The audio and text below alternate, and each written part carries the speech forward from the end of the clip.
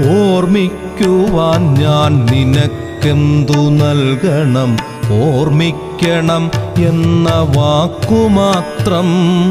ഓർമ്മിക്കുവാൻ ഞാൻ നിനക്കെന്തു നൽകണം? ഓർമ്മിക്കണം എന്ന വാക്കുമാത്രം.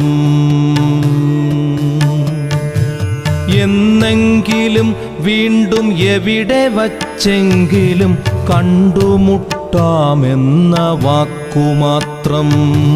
നാളെ പ്രതീക്ഷതൻ കുങ്കുമപ്പൂവായി നാം കടം കൊള്ളുന്നതിത്രമാത്രം.